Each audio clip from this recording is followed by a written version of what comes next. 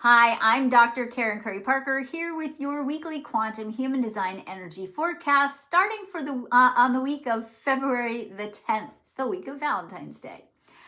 So I want to just remind you before we get too much into the energy report for this week that starting on Monday, February the 10th for 5 days, I'm going to be leading a 5-day masterclass series called Awaken to Your Human Design. This isn't just an introduction to human design masterclass series. This is a masterclass series where we're going to be talking specifically about what are some of the changes that we see in the landscape in front of us, including in the economy, including in frontiers in health and wellness, including in your relationships, even including in your relationship with money. We're going to be looking at how do you optimize your quantum human design, and that's a big question because sometimes when we think about human design, we think we are the chart. The chart is a blueprint. You're the architect. You have to know how to interface with that energy. And if you don't know how to interface and optimize your energy, you will be at risk for fear, stress, burnout, and confusion about how to navigate this very intense time that we're in. So I invite you to join me. It's completely free. I'll post the link below. Be there and bring your chart. You're going to learn a lot about how do you navigate this really transformative time that we're in, and how do you navigate in such a way that you sustain yourself, you stay healthy, you stay well, you stay tapped into the resources and the information you need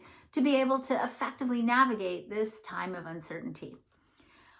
Speaking of times of uncertainty, let's talk about what's up in the energy port this week. So sometimes there's a week where there's a word that we really have to pay attention to and contemplate and ruminate and take control over in some cases. And this is one of those weeks where there's a big word that I want to invite us all to think about. That word is revolution. And I want to share something with you that my projector daughter shared with me a few years ago. She's 15. I think she was about 13 at the time when she shared this with me. And she said, she was at school and a lot of her friends were wanting to have a protest about, I don't remember what they were protesting, but they decided that at recess they were going to get together and make signs and march around the play yard and have a protest. And my daughter came to me, my projector daughter came to me, and she was really upset. And she said, Mom, I don't want to be a part of this protest. And I said, why not? She said, because a protest is part of a rebellion, and I'm not a rebel. I'm a revolutionary. I want to create something that's sustainable, that's going to last. I don't want to just be mad. Now, I think there's tremendous wisdom in that, and I want to caution you and say I am not in any way saying that we shouldn't be saying or speaking our truths no matter what's going on around us. I am saying, though, this is a time that invites us into a very important contemplation, and that contemplation is, are we taking the intentional, deliberate actions that we need to be taking in order to create lasting change? Or are we simply reacting because things feel intense and scary and there's a lot of disruption playing out in the landscape? So when we talk about revolution, real revolution, we're talking about taking our time, because this is an emotional energy, it lives on the emotional solar plexus, taking our time to make sure that our inner landscape is aligned energetically with the actions that we want to be taking. That's intentional. That's literally revolutionary. If we are reacting out of old patterns because we're feeling threatened or we're feeling scared, then the changes that we make are not necessarily enduring. And in fact, I would say the changes that we make under those circumstances, if we're not internally aligned first, threaten to put us in kind of an emotional / energetic mode of ping pong. You take a rebellious action, you sling it back this way, somebody else in another position on the planet takes the hit from that action and kicks it back to you, and you kick it back to them, and you kick it back to you, and we get stuck in a tape loop of reactivity. I've been saying to you a lot the last few weeks that 95% of who you think you are, the story you tell about who you are and how you are in the world, is conditioned. And that also means that 95% of who you think you are is almost automatic in how you are using it. When we are creating from that automated, conditioned place, those behavioral patterns that are hardwired into your brain, we're basically living out a reactive cycle, right? We don't have to give it much conscious thought. It's part of It's part of the natural default programming that we're running our life from. And it really doesn't give us the opportunity to create revolution. It creates tension. It creates breaches in integrity sometimes. It creates, reactivity that can be exhausting and depleting, and ultimately keeps us sort of sitting in a place where we're making the same choice again and again and again and again. Maybe a different circumstance, but a similar kind of choice, right? The sun this week is highlighting the gate 49, which in quantum human design is called the gate of the catalyst. In traditional human design, this is a gate of revolution. Now, this is an energy that is under tremendous amount of evolutionary pressure. This is actually part of a channel that, when we look at the solar plexus mutation material, is about to come apart. And of course, I want to remind us that when we look at evolution isn't like on February 12th, we're this way, and on February 13th, we're that way, and the chart changes.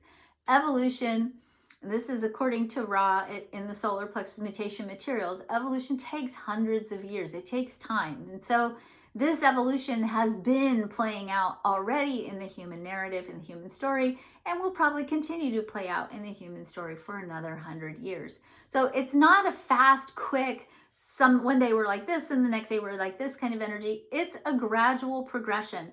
And really what we're looking at is a gradual progression, an evolution that is coming at the end of a global cycle and also at the end of a systems growth cycle. So we're in a long season in the human story where we're dismantling systems that we've outgrown.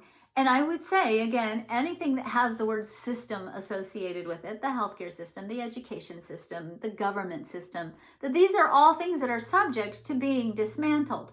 Now, if they get dismantled quickly without a whole lot of thought and from an emotional place, the changes that get made are most likely not going to be enduring and certainly not going to be for the greater good of the whole. And that's an important thing to keep kind of on the forefront.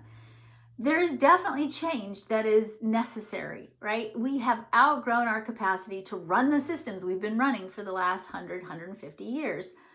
And change, effective, sustainable change, takes time, and it takes intention, and it takes deliberation, and it takes emotional alignment. And if we are not, in response to changes that are happening, getting intentional, aligning that inner emotional landscape before we act, we run the risk of being rebellious, as my daughter would call it, versus being revolutionaries. Now, that's on a collective level. Certainly the same energy can feel very personal. The sun that's highlighting this gate 49 is inviting us to contemplate what are revolutionary answers for what we need to be creating in our lives. And those answers might not be forthcoming right away. We don't always know what we need to do when we haven't done the inner alignment first.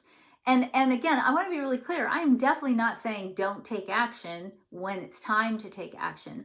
But what I am saying is that in order for you to know exactly what is the next right step and the next right step in order to create true revolution, the internal alignment piece has to happen first. And that's, of course, collectively, and it's also personally, right? This same energy is energy that corresponds to relationship energy. And so when this energy is at play, it's very easy sort of get a lay of the landscape in your relationship and say, that's it, I'm out of here, right? This is why sometimes we call this gate the divorce gate. Worst placement for Valentine's Day every year. I really want to move Valentine's Day to 2 weeks ago or until March, right? So we have this energy that's playing out that's really inviting us to ask, what needs to change? What needs to change? And if we can't answer that question with a dream or a vision, which is really what Pluto is inviting us to do, highlighting the gate 41 now, right? That if we don't have a dream in response to that question, we can't even start making change because we have no due north on the compass of our lives, right? If you don't have a vision for what you're moving towards, but you're just saying, I hate this, I hate this, I hate this, without recognizing, well, what's next, you run the risk of pulling the rug out from under yourself or your relationship or the world around you without having a place to steer yourself once you've created that space after reacting and blowing things up. And so I invite you to really navigate this energy very carefully, because it doesn't get much better in the sense that on Thursday, the sun moves to the gate 30, which is a gate of intensity, right? It's a gate where we are, it's a fiery gate. It's called the clinging fire in traditional I Ching. It's the fire that burns and burns. It's passion, and it certainly can be an energy that gives us fuel for transformation, fuel for change. But it's also an energy that can cause us to project, to have fantasies, to oftentimes with the fire of our passion blow things up without really recognizing what are you creating instead. And so I want to invite you this week to really take some time and ask yourself, in the spaces that need to be created because things are not working in my life, in my relationships, in the way I take care of myself, in my work, in the world, what do I want? You don't have to know how you're going to create whatever it is that you're wanting. That's important. But you have to have a vision or a dream of some kind. Otherwise, you don't know where you're headed once you create the room. And that just leaves an opening for chaos and crisis, which is what's sitting right now in the nodes. And the nodes, when we look at the nodes are sort of the plot outline of where we are in the story right now. And the plot outline is saying, if we're not careful, we have the capacity right now to fight and create massive amounts of chaos in the shadow of the nodes. In the highest expression of the nodes, when we are intentional and we have a clear vision of what it is we want to create, even if we don't know how, miracles will happen. The unexpected disruption in the pattern will take place, and the answers will reveal themselves if we stay internally attuned to what's next, to the excitement and the hope and the faith that the dream that we have, that we're moving towards, is bringing on the interior landscape of your being. And so certainly I would say these are all emotional energies. Take a breath. Take some time. Don't be rash. Make sure that you are cultivating an interior energy, an interior field of energy that supports you aligning with the dream or the vision of what it is that you really want to be experiencing, instead of reacting and just destroying everything as you walk out the door. Now, that energy is going to play out in Mercury. That's a communication and a relationship pattern. Venus is saying this week, everybody's going to have opinions. So again, a good, not always a great energy for inspiring intimacy. And Mars is saying, let's start something new, but it's not a mature kind of a let's start something new. It's a let's pull the plug, burn it all down, and whoops, what do we do, right? So definitely the order for this entire month is please be intentional. Please get yourself internally aligned before you take action. And that's going to give you an extra buffer to make sure that the action that you take is actually intentional and deliberate and not reactive. All right, Jupiter goes direct, yay, highlighting the gate 35, basically inviting us to take some time as we dream about what's next, to also look at your past experiences and really value what you've learned and value your own wisdom from your experiences. And on Monday, February the 10th, this is a big yay for me because it takes a little bit of pressure off of my chart personally. Neptune moves from the gate 36, where we see the potential for miracles, to the gate 25, where we start to explore more deeply who am I in the context of my higher purpose, and how can I move into a place of trusting more deeply in source, in a cosmic plan, in an aligned universe. So we are really beautifully poised when Neptune moves to having somewhat of a collective spiritual awakening, a return to a spiritual understanding of the bigger outcomes that are playing out in the arena outside of us in the human story. Now, in the shadow, this could be potentially people trying to enforce religious beliefs on you. That's the shadow. You are designed to take your direction in life from your own personal connection to source. That has been the entire curriculum for the last 400 years in the human story. You are designed to be sovereign over yourself.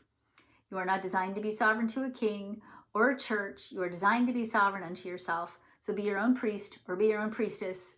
Follow your own inner directive of what feels right and aligned with your heart.